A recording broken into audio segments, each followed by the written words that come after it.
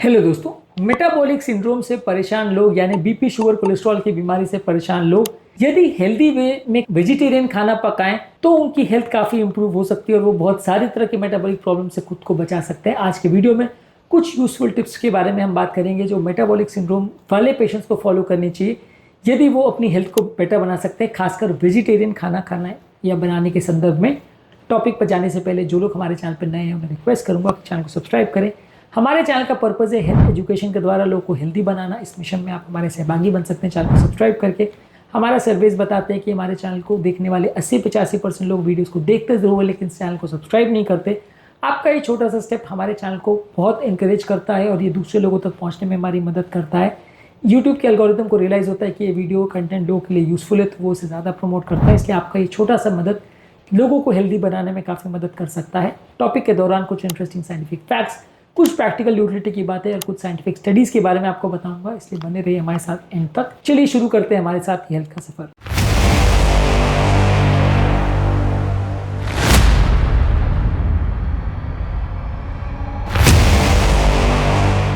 क्या आपके परिवार में कोई व्यक्ति ऐसा है जो मेटाबॉलिक सिंड्रोम यानी बीपी, शुगर, कोलेस्ट्रॉल से परेशान है? कमेंट सेक्शन में लिख में बताएं। क्या आपकी नज़र में सबसे यूजफुल वेजिटेरियन खाने बनाने के संदर्भ में टिप है जो उसको ध्यान रखने की जरूरत है? कमेंट सेक्शन में लिख में बताएं, शायद इससे दूसरों का भला हो सके। मेटाबॉलिक सिंड्रोम का बेसिकली मतलब सिर्फ शुगर और फैट नहीं है, वो बेसिकली बॉडी के इन्फ्लेमेशन की बीमारी है। अगर आप किसी भी फूड प्रोडक्ट को बहुत हाई टेम्परेचर पर रोस्ट करते हैं या उसको डीप फ्राई करते हैं तो उसमें एडवांस ग्लाइकोसाइलेशन इन प्रोडक्ट्स बढ़ जाते हैं जो कि बॉडी का सूजन या इन्फ्लेमेशन बढ़ाते हैं और इंसुलिन रेजिस्टेंस को बढ़ाते हैं। बहुत सारी बीमारियों में इनका रोल रहता है। तो इसलिए ये ध्यान रखिए कि जब भी आप वेजिटेरियन फूड प्रोडक्ट्स को भी बना रहे हैं तो उसको डीप फ्राई करके या रोस्ट करके मत बनाएं। बॉईल करके या उसको लो टेम्परेचर पे हीट करके या माइक्रोवेव में गर्म करके अगर यूज़ करते हैं तो कंपैरेटिवली ज़्यादा हेल्दियर होने के चांसेस रहते हैं। इस मामले में जर्नल ऑफ क्लिनिकल एंडोक्राइनोलॉजी और मेटाबॉलिज्म में बताया गया था कि यदि मेटाबॉलिक सिंड्रोम वाले पेशेंट अगर लो एडवांस ग्लाइकोसाइलेशन एंड प्रोडक्ट्स वाले डाइट अगर लेते हैं तो उनका 35% तक इंसुलिन रेजिस्टेंस 4 महीने के अंदर कम हो सकता है। रिसेंटली हमारे पास एक 52 ईयर ओल्ड पेशेंट आए थे जिनको सेंट्रल ओबेसिटी और हाई ट्राइग्लिसराइड्स की प्रॉब्लम थी। वो डेली डीप फ्राइड स्नैक्स खाते थे। हमने उनको स्नैक्स का पैटर्न चेंज करके स्टीम किए हुए स्नैक्स और फर्मेंटेड फूड्स की सलाह दी, ग्रिल किए हुए फूड आइटम्स की सलाह की और फ्राइड फूड प्रोडक्ट्स को बंद करने की सलाह दी, जिसके बाद विद इन वीक्स उनका जो इंसुलिन लेवल्स थे वो लगभग 30% तक ड्रॉप हो गए।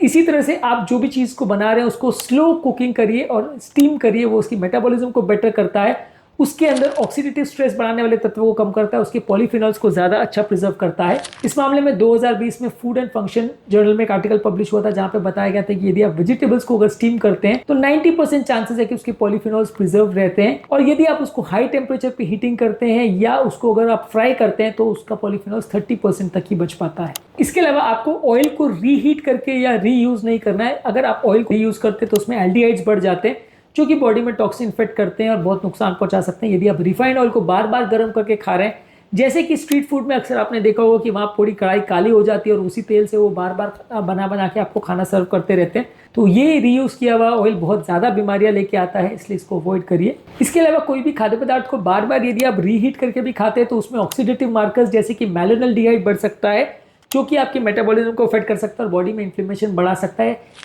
2021 में न्यूट्रिशन और मेटाबॉलिज्म में एक जर्नल में एक आर्टिकल पब्लिश हुआ था जहाँ पे बताया गया था कि रीहीटेड फूड प्रोडक्ट से ऑक्सीडेटिव मार्कर्स जैसे मैलिनल्डिहाइड 60% तक बढ़ सकते हैं। इसके अलावा ऐसे ऑयल्स को चूज करिए जिनमें स्मोक पॉइंट बहुत ज़्यादा हो ताकि वो गर्म करने पर खराब ना हो जाए। जो ऑयल का स्मोक पॉइंट कम होता है वो गर्म करने पे खराब हो जाते हैं और टॉक्सिक कंपाउंड्स और एल्डिहाइड्स उसमें बढ़ जाते हैं जो कि ब्लड प्रेशर और इंसुलिन रेजिस्टेंस को खराब कर सकते हैं। इसके बदले आप हेल्दी ऑयल जैसे mustard oil, sesame oil, olive oil और घी का प्रयोग करेंगे तो कंपैरेटिवली उसमें आपको हीटिंग करने में प्रॉब्लम नहीं होगी। हेल्दी फैट्स का अगर प्रयोग करेंगे तो वो ज़्यादा आपके लिए अच्छा है। रिफाइंड ऑयल के बदले एक्स्ट्रा वर्जिन ऑलिव ऑयल यदि आप यूज़ करते हैं तो ट्राइग्लिसराइड लेवल्स को 25% तक कम करने में मदद मिलती है, ऐसा एक आर्टिकल में दिखाया गया था। इसके अलावा यदि आप सही तरह के मसालों का अगर प्रयोग करते हैं तो आपके शुगर के स्पाइक्स को और डायबिटीज को कम करने में मदद करता है। हल्दी, अदरक, दालचीनी, मेथी और लहसुन वगैरह का यदि आप प्रयोग करते हैं तो आपके डायबिटीज लेवल को इंप्रूव करने में काफी मदद करता है। इस मामले में जर्नल ऑफ फंक्शनल फूड्स में एक आर्टिकल पब्लिश हुआ था जहाँ पे बताया गया था कि हल्दी में मौजूद कर्क्यूमिन जो है वो एंटीऑक्सीडेंट एक्टिविटी उसकी 60% कम हो जाती है जब आप उसको फ्राई करते हैं। एज कम्पेयर टू जब आप उसको माइल्ड टेम्परेचर पे सॉटे करते हैं, वो ज़्यादा उसके लिए हेल्दी रहता है और उसके एंटीऑक्सीडेंट एक्टिविटी प्रिजर्व रहती है। इसके अलावा फूड प्रोडक्ट्स को फर्मेंट करके या स्प्राउट करके खाएं, ये आपकी पेट की नेचुरल माइक्रोबियल फ्लोरा के लिए अच्छा, आपकी गट की हेल्थ को इंप्रूव करता है। इस मामले में ह्यूमन न्यूट्रिशन जर्नल में एक आर्टिकल पब्लिश हुआ था जिसमें बताया गया था कि अंकुरित दाल या अंकुरित चने जब आप खाते हैं तो उसमें एंटीऑक्सीडेंट 30% ज्यादा रहते हैं और उसका शुगर का रिस्पांस कंपैरेटिवली ज्यादा बेटर रहता है एज कम्पेयर टू रेगुलर अगर आप उनको खाते हैं तो। इसके अलावा आयरन के बर्तनों में यदि आप उनको पकाते हैं फूड प्रोडक्ट्स को, तो उसमें आयरन के एब्जॉर्ब होने के चांसेस ज्यादा होते हैं, वो आपके हीमोग्लोबिन लेवल्स को बढ़ा सकते हैं। जिन लोग को खून की कमी है वो आयरन के बर्तनों में खाना को पकाएं तो उनके दालों में और उनकी करी में आयरन का कंटेंट 1.8 टाइम्स तक बढ़ सकता है। इसके अलावा जो भी फूड प्रोडक्ट्स को आप पकाएं उसको कम ऑयल में और धीमी आंच पर पकाएं तो वो उसकी कैलोरी लोड को बेटर प्रिजर्व करता है, कम करता है। इसके अलावा जो भी फूड प्रोडक्ट्स आप खा रहे हैं उसको कोशिश करिए कि सीमित मात्रा में ही खाएं और अपने ओवरऑल कैलोरी लोड को कम करिए। 2022 में ओबेसिटी रिव्यूज में एक आर्टिकल पब्लिश हुआ था जिसमें बताया था कि लोग अगर पोर्शन साइज को कंट्रोल करते हैं तो सबकॉन्शियसली अपने कैलोरी कंजम्पशन को 22% तक रिड्यूस कर सकते हैं। यानी कोई चीज को कितनी मात्रा में आप खा रहे हो, कितनी कटोरी खा रहे हो, उसको पहले से काउंट करके उसको एक्सीड मत करिए। इससे आपका टोटल कैलोरी कंजम्पशन कम करने में मदद मिलेगा। इसके अलावा आपको मैदे की बनी हुई चीज़ें को नहीं खाना है, राइस की बनी हुई चीज़ों को बहुत ज़्यादा नहीं खाना है। ये इंपॉर्टेंट प्रॉब्लम है जो वेजिटेरियन डाइट में अक्सर देखने को मिलता है। ये शुगर स्पाइक्स बढ़ाता है और मेटाबॉलिक सिंड्रोम को बढ़ाता है। इसके अलावा बहुत ज़्यादा मात्रा में फ्रूट जूसेस नहीं लेना है और बहुत ज़्यादा मात्रा में फ्रूट्स को भी नहीं खाना है बाकी खाने के साथ।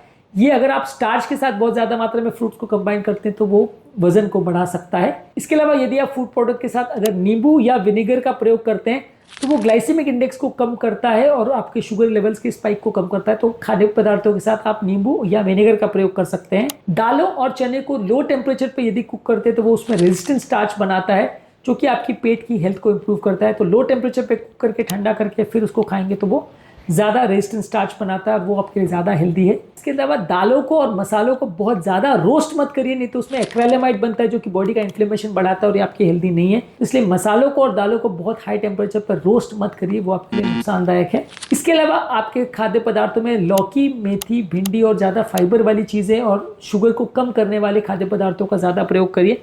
ये मेटाबॉलिक सिंड्रोम वाले पेशेंट्स में वेजिटेरियन डाइट में इंपॉर्टेंट चीज़ें हैं जिनको आप इंक्लूड कर सकते हैं। इस मामले में सबसे उपयोगी टिप आपको कौन सी लगी कमेंट सेक्शन में लिख के हमें बताएं। उम्मीद करूंगा कि आज के टॉपिक में कुछ नई बातें जानने को मिली होगी। इस मामले में हमारा फाइनल वर्डिक्ट ये है कि डीप फ्राई करने के बदले चीज़ों को स्टीम करके, सॉटे करके, ग्रिल करके खाइए। कोल्ड प्रेस ऑयल्स का प्रयोग करिए। बहुत ज़्यादा चीज़ों को हाई टेम्परेचर पर गर्म मत करिए, लो टेम्परेचर पर उनको गर्म करके खाइए। हेल्दी स्पाइसेस का प्रयोग करिए और एल्यूमिनियम बर्तन के बदले आयरन के बर्तनों में चीज़ों को आप पका के खाएंगे तो वो ज़्यादा हेल्दी है। उम्मीद करूंगा कि आज के टॉपिक में कुछ नई बातें जानने को मिली होगी। जो लोग हमारे चैनल पर नए हैं उन्हें रिक्वेस्ट करूंगा कि चैनल को सब्सक्राइब करें। हमारे चैनल का पर्पज़ है हेल्थ एजुकेशन के द्वारा लोग को हेल्दी बनाना और हमारा सर्वे बताता है कि चैनल को देखने वाले 80-85% व्यूअर्स चैनल को सब्सक्राइब अभी तक नहीं किए हुए हैं, इसलिए चैनल को ज़रूर सब्सक्राइब करें। आपका एक छोटा सा 1-2 सेकंड में हो जाने वाला स्टेप हमारे चैनल को बहुत मोटिवेशन और इंस्पिरेशन देता है और उसके और लोगों तक पहुंचने के चांसेस काफ़ी बढ़ जाते हैं। आपके कमेंट्स हमें जानने में मदद करते हैं कि आपको हमारा कंटेंट कैसा लग रहा है, प्लस हमारे मोटिवेशन और इंस्पिरेशन का भी काम करते हैं। इसलिए कमेंट्स करते रहिए, चैनल को शेयर करते रहिए और हेल्थ के सफर में हमारे साथ आगे बढ़ते रहिए।